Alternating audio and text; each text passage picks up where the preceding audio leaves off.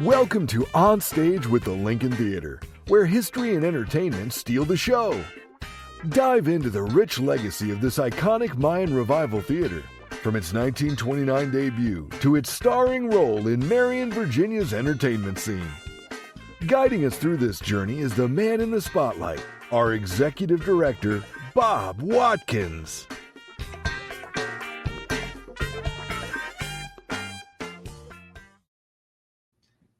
Dive into the heart of Appalachian culture as we meet Tim White, Executive Coordinator of the Song of the Mountains.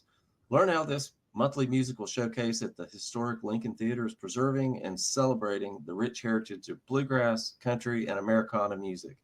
Tim shares the passion and purpose behind the show and why it's a must-see for music lovers of all ages.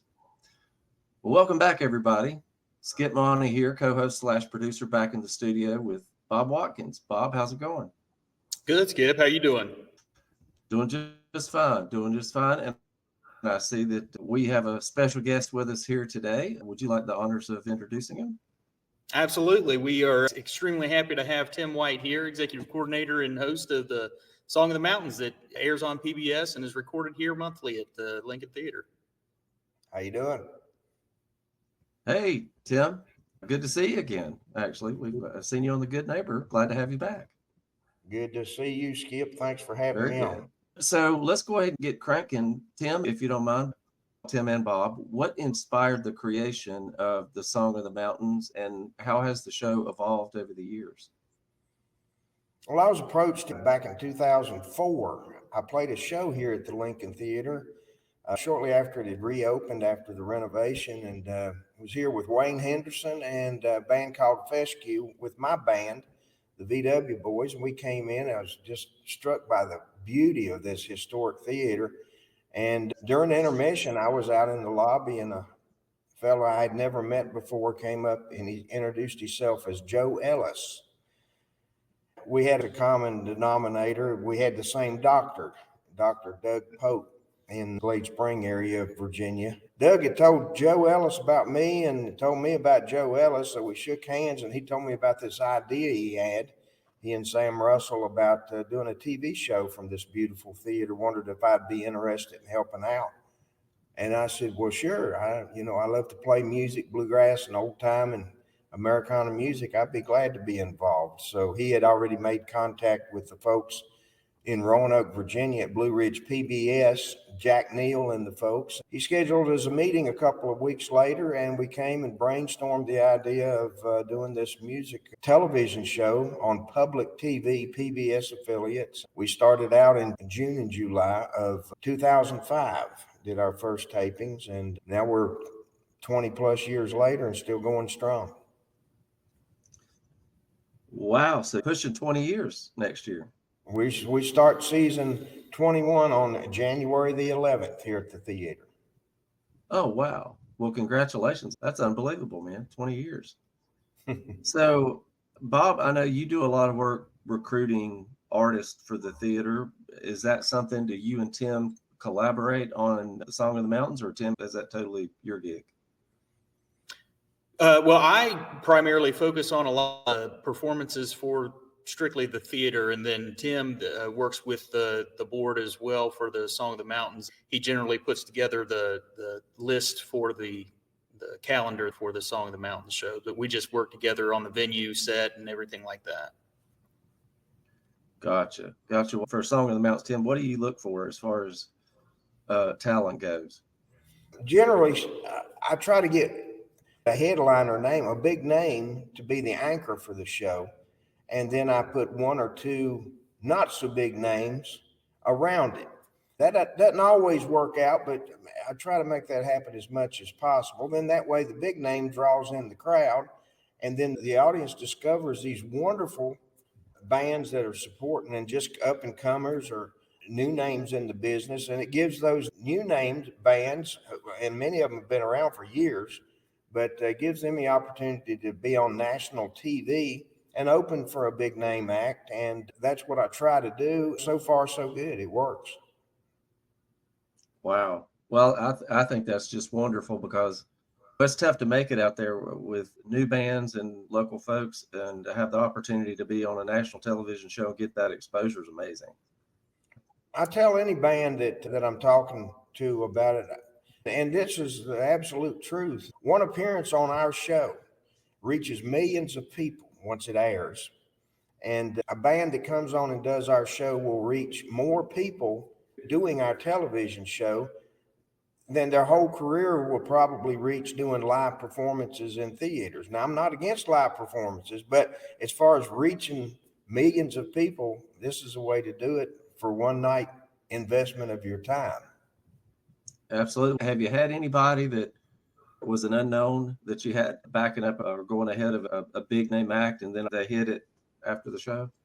Well, in the bluegrass world, which is relatively a small world, but it's still, I would say, a couple million people at least. I have never had anybody to do the show that says we don't want to do it again. Once it airs on TV and they see the positive fallout from it, they want to come back. I had one person that said, I don't want to do the show again.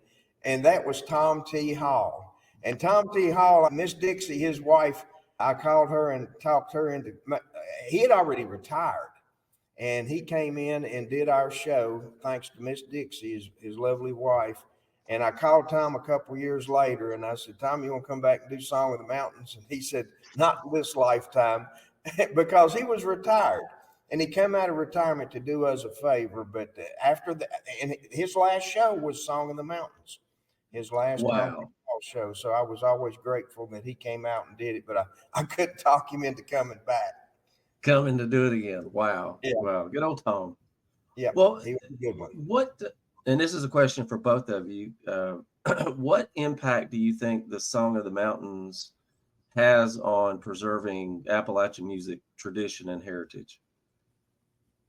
Go ahead, Bob. Yeah, I think it's a huge impact, both nationally and locally here, especially just given our area and the history with that music in our area. It just keeps that alive and known, going on day to day here. And then with the connection with PBS, it just has the national broadcast there that shares the history of our area to the country. So I just think it's a major impact for the industry and for that type of entertainment as well.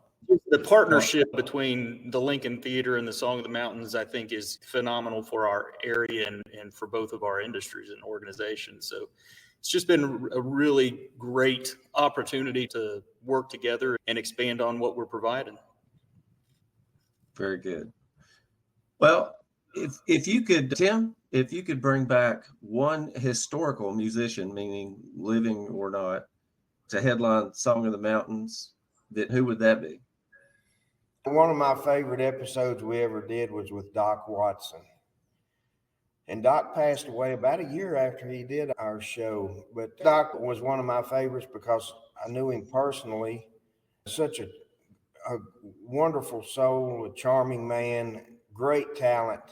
And he played music up until he was almost 90 years of age. And I want to thank Gerald and Jeff Little, the piano picker, and his dad, Gerald. I had asked Doc many times to come and do the show, and I couldn't talk him into it. But Jeff Little and Gerald, his daddy, one night said, why don't you get Doc on the show? I said, I can't talk him into it. And they said, we'll talk him into it. And they did. And that was a wonderful evening to have Doc Watson on. Oh, I can't imagine. Now, his son performs as well. Has he ever been on the show? Well, his son has passed away too, and his grandson. His grandson and his son passed away many years ago. I did not. I was not aware of that. Well, that would be a great one if you could bring him back. That would be. That's one thing I always say about Song of the Mountains, Skip, is we're a very entertaining show. 6-camera shoot, high definition, professional lights and sound in this beautiful Lincoln Theater. But in addition to being a wonderful, entertaining show, we have created a fantastic archive of the music of this region. And part of that archive is many folks have gone on the other side now. They've left us. And so we have created quite an archive that some kid 50 years from now can be watching the show and really learn from it and say, oh, that's what Doc Watson was really like, or that's what Dr. Ralph Stanley was like in the flesh there on the stage of the Lincoln Theater. And there's so many have passed away since our first episode back in 2005. Well, again, that goes back to what you're doing with Song of the Mountains for Appalachian heritage and music. I mean, you're keeping it alive. And Yes. For those of us that are big fans of bluegrass and Americana, thank you. And country too. Thank you so much. Well, thanks for all the support that everybody has given us for 21 years or 20 years now. Absolutely. We'll try to keep them coming. So, Bob, thanks again for your time. Tim, appreciate you being with us again, and I hope we can get you back on another podcast. We have time for one more comment. Absolutely. You know, the Lincoln Theater is a nonprofit 501c3. So is Song of the Mountains. One of it's sad but true stories is we're always fundraising. And that's the way it is with any nonprofit. And a lot of folks think that PBS funds Song of the Mountains. That's not the case. We have to raise our own dollars. So when you see our show and you see those underwriters at the beginning and the end, they make it possible along with the ticket buyers.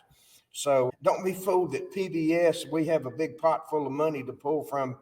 PBS, we're so glad PBS airs our show, but we're always fundraising and we need financial support. So if you get a chance, go to thelincoln.org or songofthemountains.org and make a tax-deductible contribution, because we have to stand on our own two legs. Absolutely. And would love to encourage our listeners to do just that, to support you guys. What you're doing is great. Both you guys, Bob and Tim. Again, thanks for being here. Bob, will catch you in the next episode. And Tim, hopefully, again, we'll have you back in another show. Appreciate your help. Sounds great. Take care, Skid. Yes, sir. Thanks for tuning in to On Stage with the Lincoln Theater. Want more of Marion, Virginia's entertainment scene? Visit us online at thelincoln.org. Yes, that's thelincoln.org. Or drop by our theater at 117 East Main Street. Let's keep the arts alive and kicking together.